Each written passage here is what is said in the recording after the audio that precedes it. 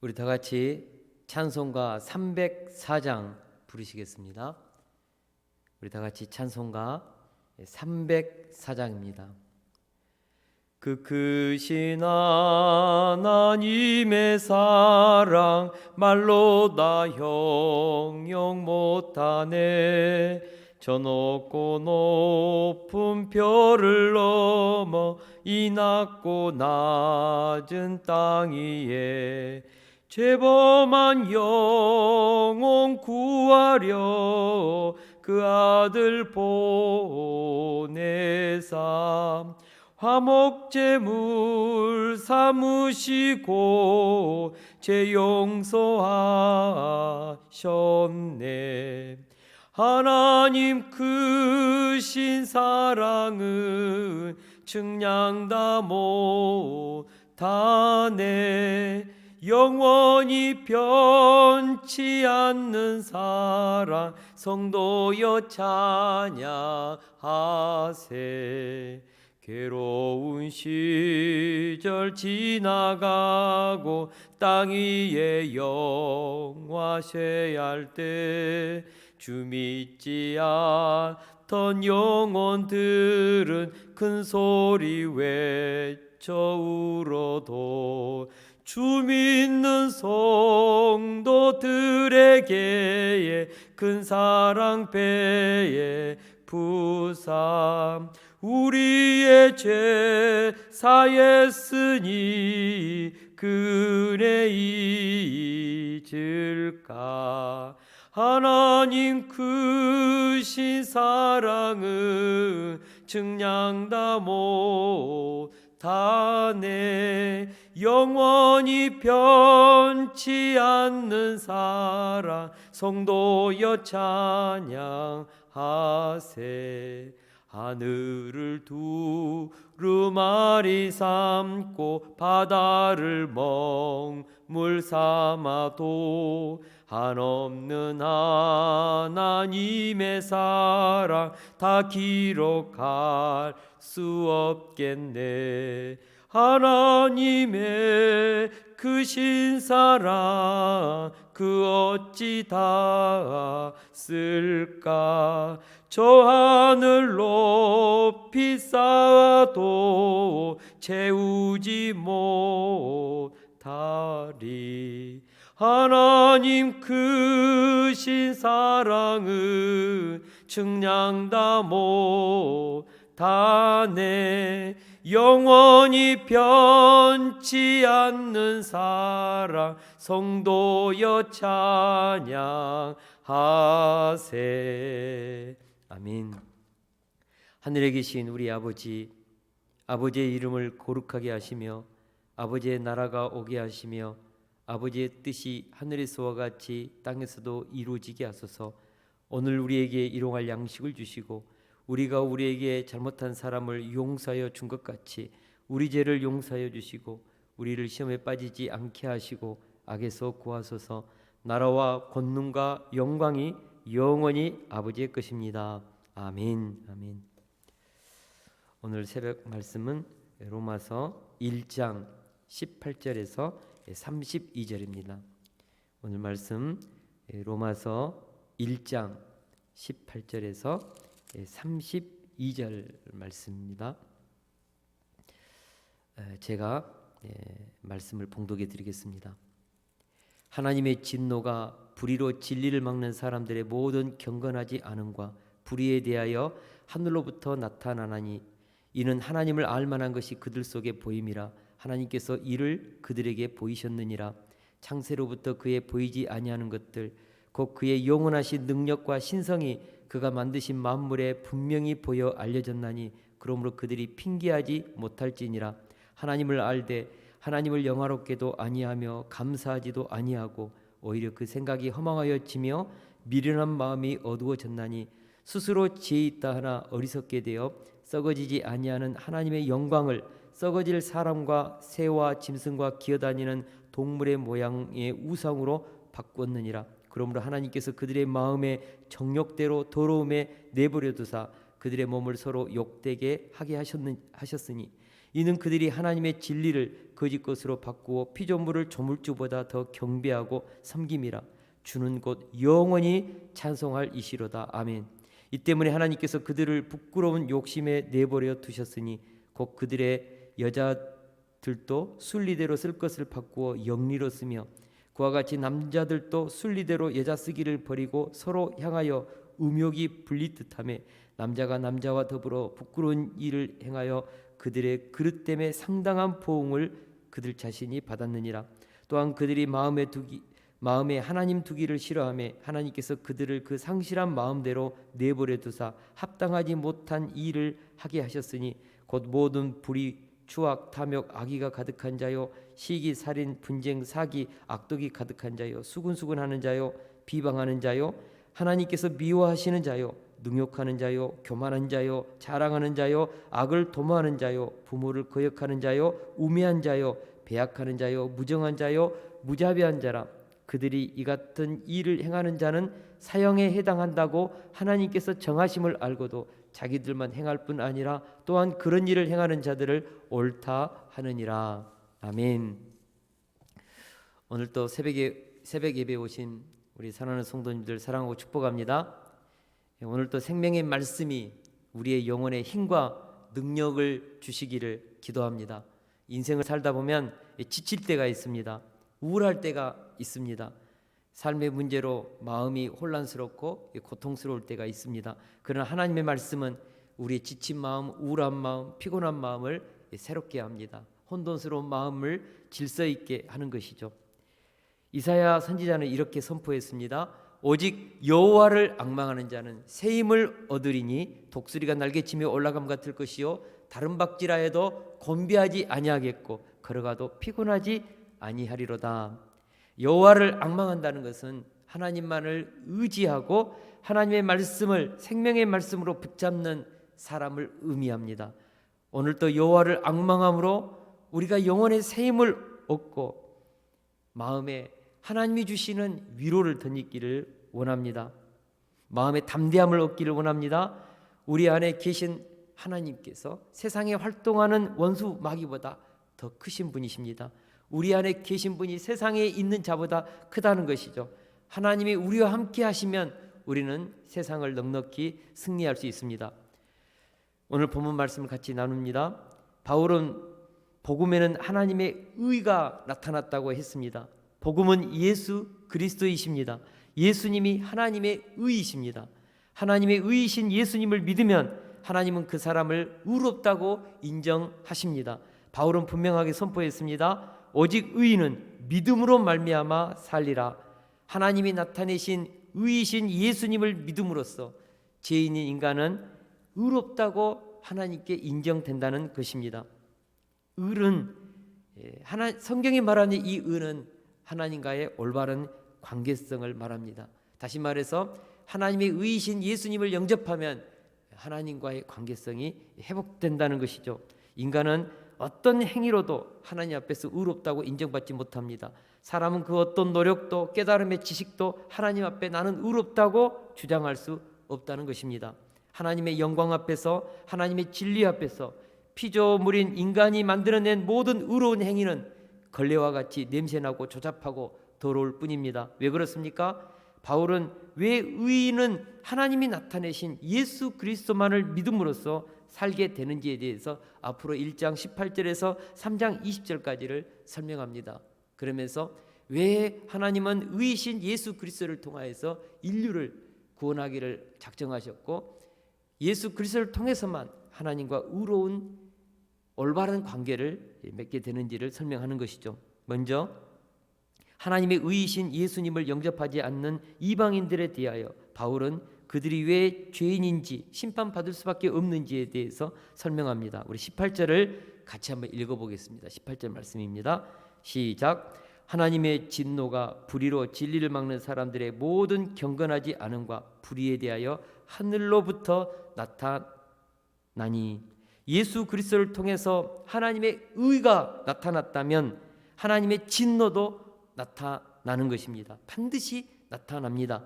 하나님의 진노의 불이 인간이 상상하는 것보다 훨씬 무섭고 두렵고 심각하다는 것을 우리는 알아야 합니다. 그 누구도 하나님의 진노의 불을 피할 수 없습니다. 어떤 자들에게 하나님의 진노가 나타납니까? 불의로 진리를 막는 사람들에게 나타납니다. 모든 경건하지 않는 삶을 사는 자들에게 나타납니다. 하늘에서 나타난다고 했습니다. 요즘 코로나19라는 전대미문의 바이러스로 인하여서 온 인류의 일상이 멈추고 경제가 하락하고 예배가 무너지고 있습니다. 우리는 많은 경우에 인류에 나타난 재앙들을 단순히 자연의 재앙 혹은 인과응보적인 그런 재난으로 해석하려고 합니다. 그러나 그렇지 않습니다. 요한계시록에 보면 하늘의 보좌로부터 일곱인, 일곱 나팔, 일곱 대접 재앙이 나타나고 있다고 했습니다. 우리는 인류가 겪는 자연재해 혹은 기근, 바이러스, 전쟁 이런 전대미문의 어떤 재난을 경험하게 될 때 이것이 하나님의 진노임을 알아야 합니다. 불의로 진리를 막는 사람들의 모든 경건하지 않음에 대한 하나님의 심판으로 우리가 받아들일 필요가 있다는 것이죠. 우리가 겪는 일곱인, 일곱 나팔, 일곱 대접 재앙들은 하나님의 보좌로부터 시작되었다고 그렇게 성경은 말씀하고 있습니다. 그러면 불이란 무엇입니까? 하나님의 의를 인정하지 않는 자들입니다. 하나님을 하나님 되게 하지 않는 자들입니다. 하나님이 천지를 창조하셨음을 인정하지 않는 자들입니다. 하나님께서 인생의 생사화복의 주인이요 역사의 주인이심을 인정하지 않는 자들이죠. 이렇게 불의로 하나님의 진리를 막는 자들이 있습니다. 그리고 자기 기분대로, 느낌대로, 생각대로 자기가 주인이 되어서 사는 자들이 있습니다. 그들이 누구입니까? 오늘 본문에 나오는 이방인들입니다. 하나님을 모르는 이방인들. 유대인들은 율법을 통해 계시된 하나님을 알고 있었습니다. 그들은 아브라함의 하나님, 이삭의 하나님, 야곱의 하나님, 요셉의 하나님, 모세를 통해서 출애굽을 시키신 하나님, 여호사를 통해서 가나안 정복 전쟁에 승리를 주시고 가나안 땅을 약속으로 주신 하나님, 수많은 선지자들을 통하여서 말씀하신 하나님을 그들은 알고 있었습니다. 유대인들은 적어도 기록된 성경 말씀을 통하여 하나님이 우주 만물의 창조자요 역사의 주인이요 인생의 생사화복의 주권자이심을 인정하고 있었다는 것입니다. 반면에 이방인들은 하나님을 경험하지 못했습니다.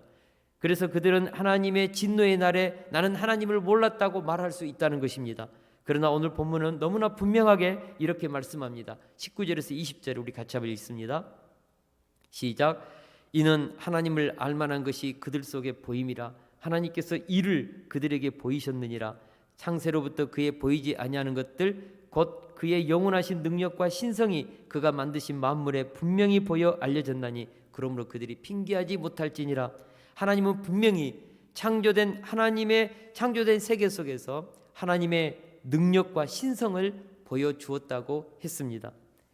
그래서 누구든지 밤하늘의 별들과 우주의 무한한 세계를 보면 자연의 그 만물의 아름다움과 그 신비스러운 것을 보면 인간 안에 있는 그 인체의 그 오묘한 신비를 보면 하나님이 계시다는 것을 문득문득 느낄 수 있다는 것이죠.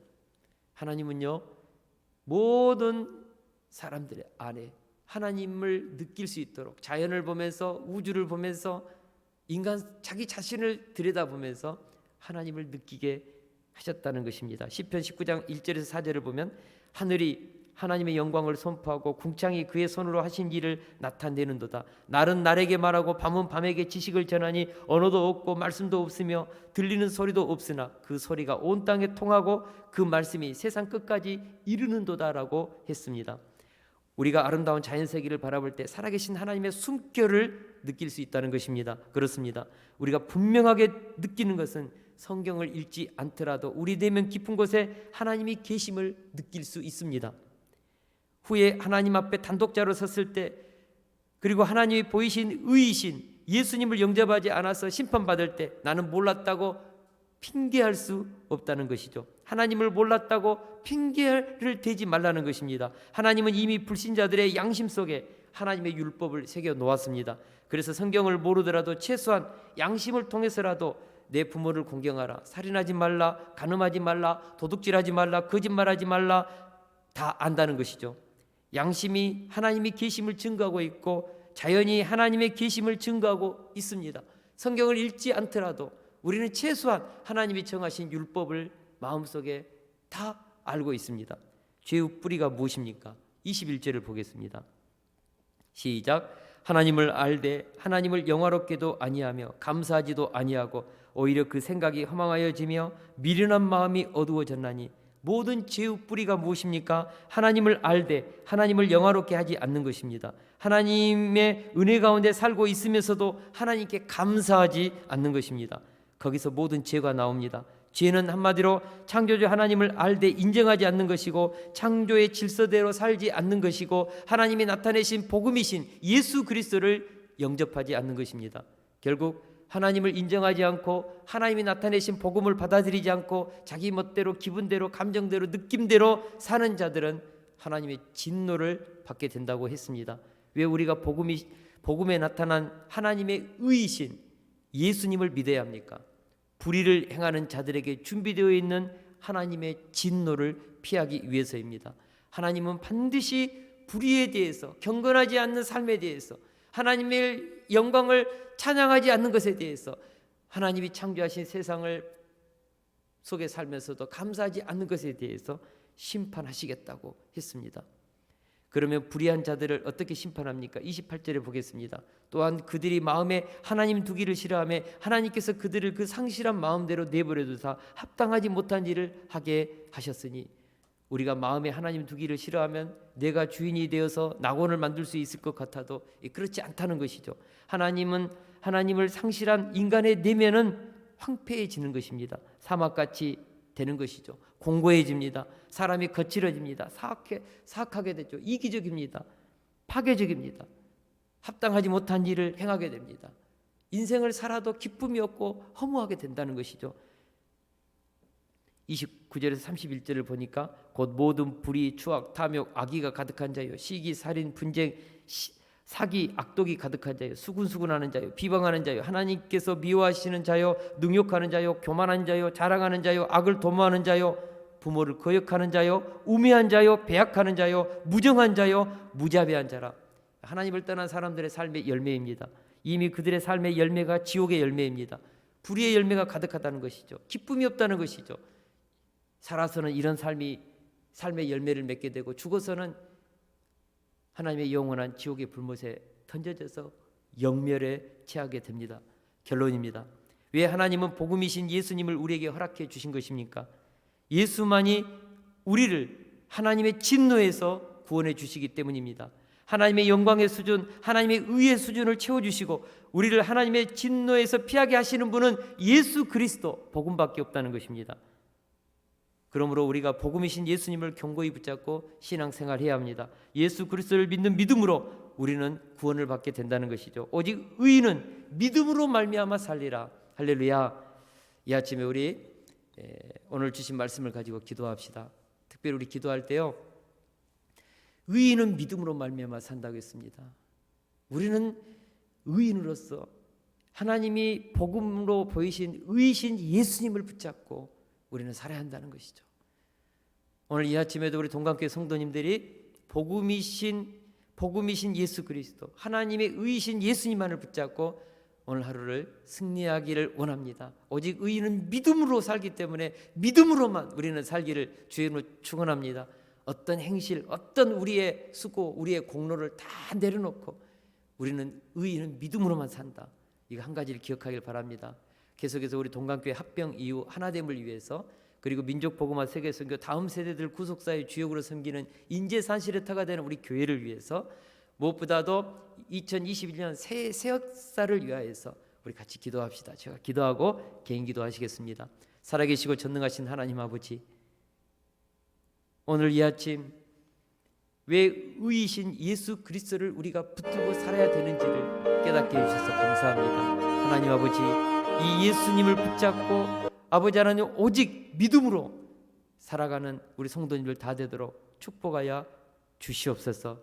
오늘 하루도 새날 새아침 새 역사인데 감사와 기쁨으로 아버지 하나님 코로나19 속에서 눈보라 속에서도 아버지 하나님 우리의 영혼에 천국이 이루어지게 하시고 감사가 넘치게 하시고 기쁨이 차고 넘치게 하시고 어떤 인생의 장애물도 고난도 예수 그리스도의 이름으로 주님 쉬지 않고 하나님 앞에 기도하면서 이 땅에서 메고 푸는 역사가 있게 하여 주옵소서. 감사를 드리옵고 우리 주 예수 그리스도의 이름으로 기도드리옵나이다. 아멘.